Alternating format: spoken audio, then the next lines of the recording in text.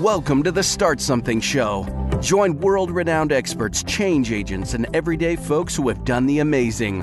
All here to help you start something incredible. Now it's time to step out, live your perfect day, and create a legacy with your host, Tina Dietz.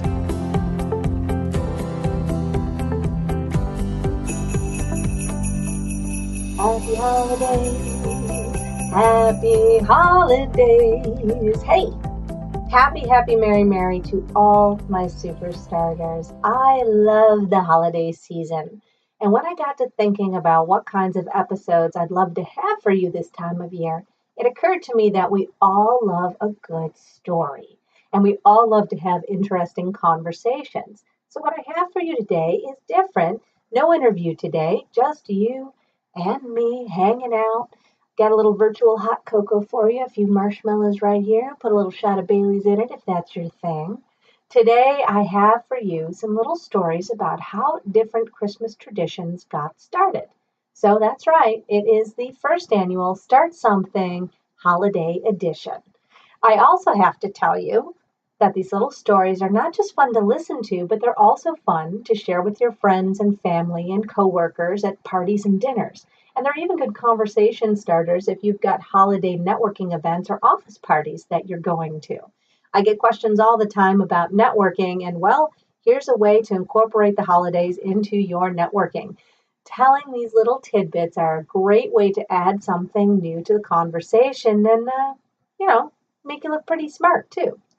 I know that sometimes sitting around a holiday table, it can get a little boring or awkward in some of the silences, especially with people that, maybe you don't see too often during the year. And especially if you're an entrepreneur or starting a business and people are asking you, so what exactly are you doing now? You can use one of these little stories if you don't want to get into the whole shebang and say, hey, you know what? I just learned this on the way over to the dinner tonight. Did you know? And you can tell them one of these little pieces of information to get the ball rolling and not get into having to explain to people all of the whatever that you're doing all the year round.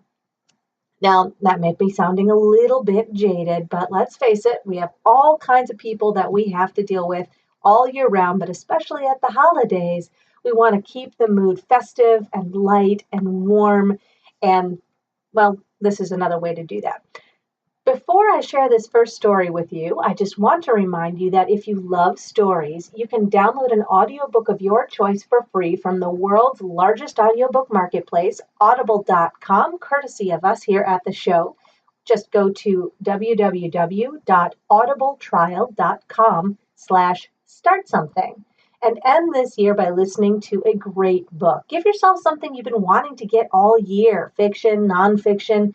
Go ahead and give yourself the gift of an audiobook, and we're happy to provide this to you, courtesy of the Start Something Show and audible.com. That special link for your free audiobook, and I think there's a catalog of over 180,000 titles, especially if you want to enjoy something different, something new, give it a shot risk-free at audibletrial.com/startsomething. And thank you to everyone who has sponsored and supported the Start Something Show this last year, our very first year on the air. We've had a great first year. We're really grateful for everyone who has supported us, our sponsors, our launch team, our producers and directors and social media folks here at the show. And of course, you, our super starters. We couldn't do it without you. Thank you.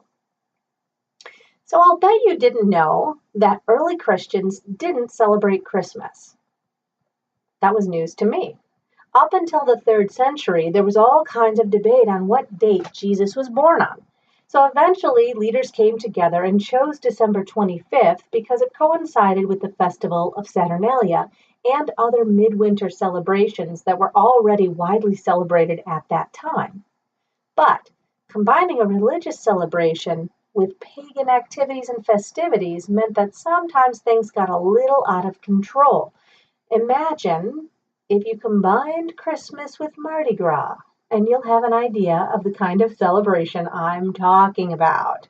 So some Christian groups like the Puritans in early America opposed Christmas. They did not celebrate Christmas here in the colonies, as it were. Even in the mid 1600s in Massachusetts, anyone found celebrating Christmas could be fined 5 shillings, which was a lot of money at the time. Christmas didn't really catch on here in the New World, North America, and start to be celebrated more the way we think about it now until Victorian times. You see, when Prince Albert of Germany married Queen Victoria, he brought the tradition of decorating a Christmas tree with him. We know that, it's a German tradition to decorate a Christmas tree. Even the song, Oh Christmas Tree, was originally a German song. Oh Tannenbaum, oh Tannenbaum, I don't know the rest of the German words. When a picture of the royal family was published with their Christmas tree, huge Christmas tree, in American magazines, well, what do you think happened? Christmas became fashionable. And so other English Christmas traditions became popular as well, like the tradition of sending Christmas cards.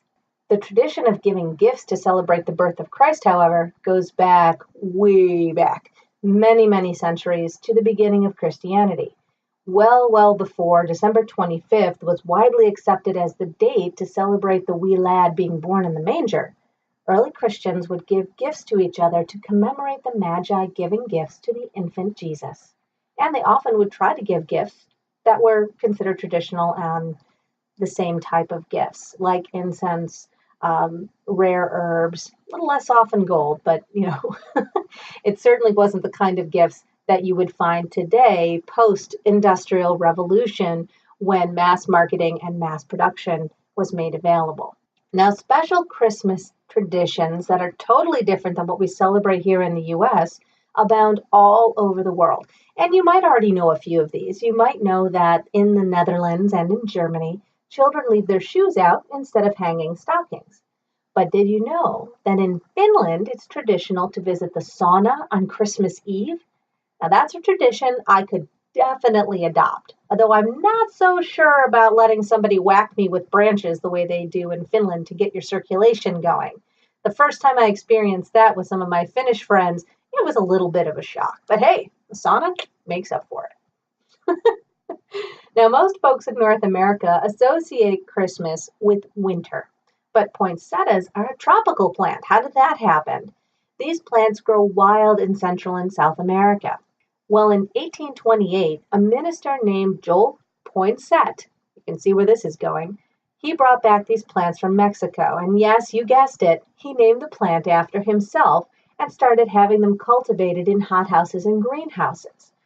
It caught on again because it was fashionable. They were unique, they were more fragile, they didn't grow in the United States. They didn't even grow, or certainly don't grow in cold climates.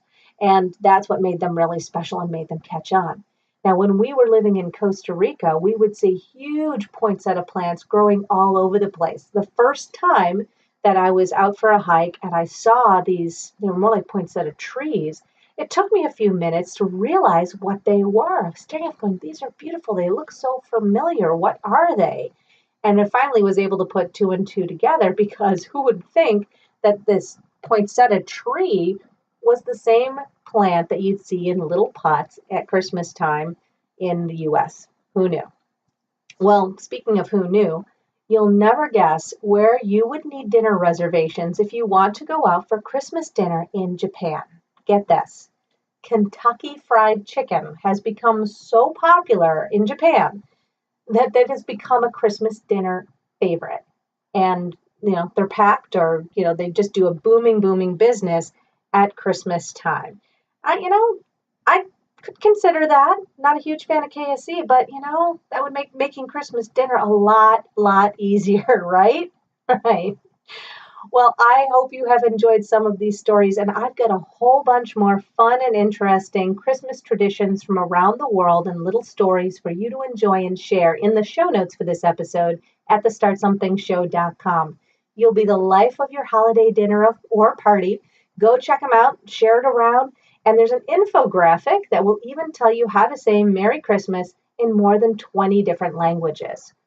Next week's show is all about ringing out the old and ringing in the new. I'm going to be sharing with you how to create your super fast 1-year strategic plan to help get you geared up to start the new year strong.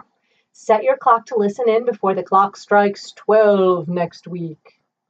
Ebenezer Scrooge, you need a strategic plan. All right, my super starters, until next week, I wish you and yours, wherever you are and however you celebrate this time of year, Christmas or not, all the best, all the joy, all the prosperity, and all the fulfillment you can handle.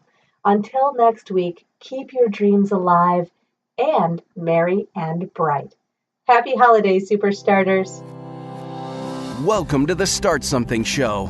Join world-renowned experts, change agents, and everyday folks who have done the amazing.